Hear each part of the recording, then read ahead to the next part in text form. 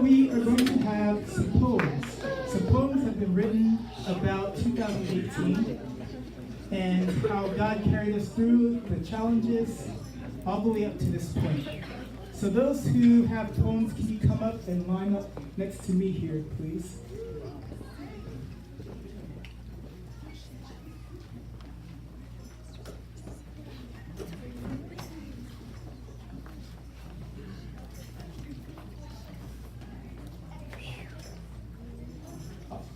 All our poets.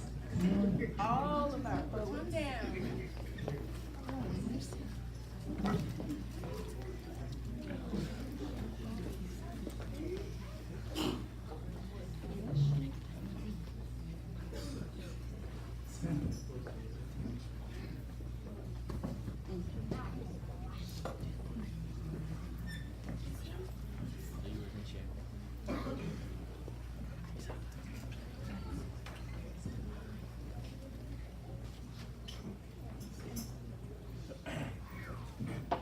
Grace and peace, everyone. Okay. Hallowed be thy name. Say it with me one time. Hallowed be thy name. In Matthew 6:9, Jesus said, "After this manner pray ye, our Father which art in heaven, hallowed be thy name." Let's dig deeper with that. Hallowed be thy name. It's an acknowledgement of God's greatness, his perfection, his holiness. Everything that God has done for me this year has shown me why he is holy, perfect, and oh so great. Please raise your hand if you can say the same. Amen. It's only fitting that in response we say with a resounding, hallowed be thy name. 2018 was marked by trials for me. School, work, relationships, personal growth. It all didn't make sense and was consistently stressful. But the issue was that I was trying to handle it all on my own, in my own power, in my own strength, all to no avail. This time of fasting was truly a blessing for me, because through it, God made whole all that was broken throughout the year, and He has given me clarity to see just how He wants me to honor Him with my life in the new year. In the new year, I want my prayer to always be, hallowed be thy name. I want every single thing I do, say or think, to show that the Lord's name is hallowed in my life. In Matthew 6, verse 21, Jesus said, "For where your treasure is, there your heart will be also." Our hearts are a reflection of who we find as our treasure. All I do must magnify the Lord for the people around me to see his beauty. People should see the fruit of my hand and praise the Lord, acknowledging how precious he is, how holy, how mighty he is, that he transformed a broken soul like mine into one that rests and abides in his will, in peace, and in his everlasting joy. Let that be your goals for the new year, your daily prayer, that his name will be hallowed not only in your life, but in the lives of every single person you come across every day. His holiness is life-changing. It should be our prayer that everyone knows and wholeheartedly believes that. Now say it with me one more time. Hallowed be thy name.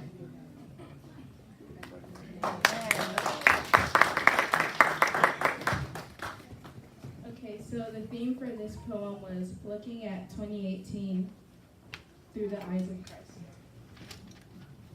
2018, what a wonderful year. Through numerous feelings, whether joy or fear, God has been with us through it all, because otherwise none would be standing here. There were people who I started the year off with, but did not last until the end. Friends who said that they'd always be there whenever you need, but when needed the most, were nowhere to be seen. Many times, discouraging words and thoughts would pass through, sometimes from those who you wouldn't expect. But no matter how much they hurt, we are to love our enemies and pray for those who persecute us. And it's what I've learned. But most important, from what I learned, no matter the problem, most important what I learned through the year from all the disheartening and discouraging moments was that there was always a blessing not too far that followed through, and with it came great joy. No matter the problem, God has been and always will be with us through any hard time we experience. Just as he's behind every good thing that we rejoice in. So may 2019 be a year full of excitement as we continue to grow in our walk with Christ. Amen. Okay. I titled my poem 2019, Let Your Will Be Done. In 2018, there were lots of ups and downs, mountains, valleys. I passed my classes, got an internship, got to watch my friends graduate, received new accountability, and grew deeper relationships with the ones that I love a little more. Made it to the last day of the year. But I also dealt with depression. Now this has always been a thing. I've gone through long phases of emptiness. I felt like a shell and no one noticed. I felt so alone this year. And every time I try to talk about it, I either get cut off like, man, you just gotta do X, Y, or Z, or just say, never mind, I'm fine. Though I've had a lot of love around me, don't get me wrong. I have great friends and all of that. I told you guys about the accountability. No fake laughs or complete fakeness. Just when I'm by myself, I feel alone a lot of the times. I know this is a direct result of my lack of quiet time. I prayed, Lord, let your will be done. Let your will be done, but I haven't really let that happen. So in 2019, I pray that his will be done. Like his will for community and accountability. His will for me to choose him regardless of my feelings and emotions. His will for me to tell and express the things that are too hard for me to accept, like the real feelings, the real reason I reacted the way I did, the real reason I retract from those that love me most, the real reason I don't want to let go, the real reason I selfishly did what I wanted to do in the moment, knowing that my actions would directly affect someone that I claim to care so much about. His will for true humility, not me doing something because so-and-so will accept me, or because I get a stamp of approval by saying, wow, Precious is such a good girl. So Precious parents can tell their girls, be like, Precious, don't you see Precious? Wow, Precious, you're the best. The real reason. That's just a few. Maybe my feelings are the direct result of not having quiet time. It doesn't change the fact that it all can be overwhelming and exhausting. And I'm tired of what makes me feel unnoticed and then alone and being an endless cycle. So in 2019, I pray that it will be done, and I move only when he says I should, and not take anything more than he intends for me to. And trust that if I do that, and I'm honest about my feelings, his grace will strengthen me, and his love will fill me, and all that. Amen. Verse 77:1. I just want to share my testimony of what God has done for me from the beginning of the year up until now. And I can't help but proclaim his name as first and foremost my counselor. Through the ups and downs, he was there to comfort me.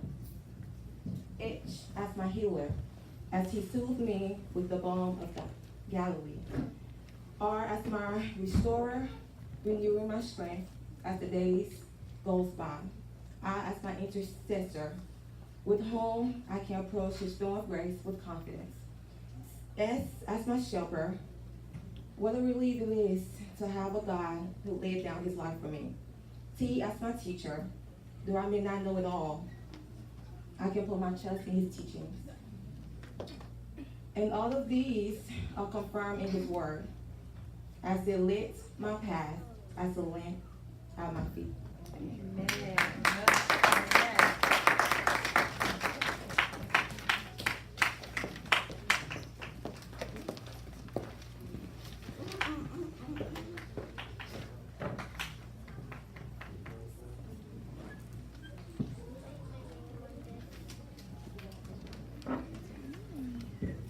Grace and peace, everyone. The Lord has been gracious. He's been faithful. And the least I can do is be graceful and convey what is required of us in these evil days, as we are admonished in his word to redeem the times. So the title of my poem is, Are You Busy? Are you busy? B-U-S-Y. You may ask why. It's because he cared to see. If only you care to see what he'd care. You dare to be free as though you care not. Therefore spare not, for the truth shall set you free. As you are enlightened to know him and see, he'll reveal his desires for you and me. He says, I desire not sacrifice but mercy. Once he said it, twice I heard it. Perhaps thrice that it may suffice that as the unmarried is inflamed with passion, so is the Almighty God inflamed. with compassion. Amen. See that his true desire for you and me. If only you truly see why he desires such, even mercy, Amen.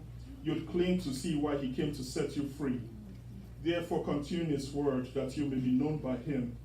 Forsake the world and he'll know you're for him. Amen. Trust him for he's worthy, and bust all others for they are unworthy.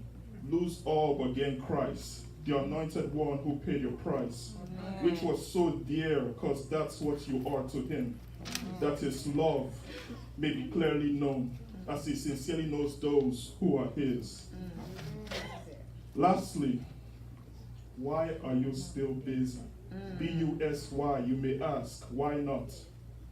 Unless it's in his works he set you apart for from the beginning according to his will, you'll still never understand fully why he came to set you free.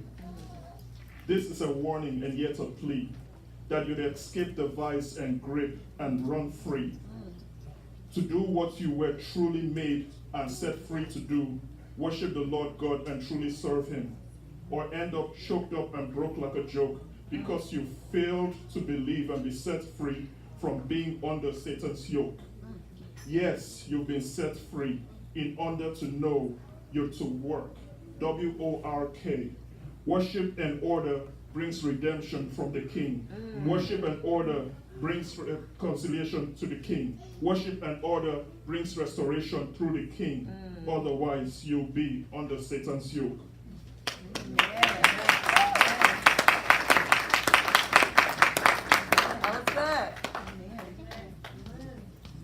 Being wholly sensitive to the Spirit's leading. This is our theme for the year. Hearing his voice in each moment, looking for his leading at all times. He has been our guide through the years and will forever be our guide. 2018 for me was a year of stretching. Getting stretched beyond my comfort, challenging what I thought I knew, shaking up who I thought I was. I learned about leadership, what it means to serve others as a leader. I learned how to bring new ideas to life, how to push through discouragement and come out with something tangible. This was a year of stretching for the church, getting stretched beyond our comfort. Faced with great needs of the people, the needs have been great, but God's grace has been greater. God blessed us with a sister church, United Calvary Church in Ghana, opening the doors for helping people internationally.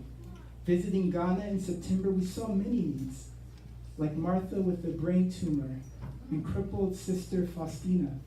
But all nations rose to the occasion and treated the needs as their own. Wells were dug in the Volta region, money raised for Martha's surgery. A dying man was lifted from the streets and given new hope for life. Challenges will face us in 2019, but we will look confidently to Jesus, trusting him in each moment, looking for his leading at all times.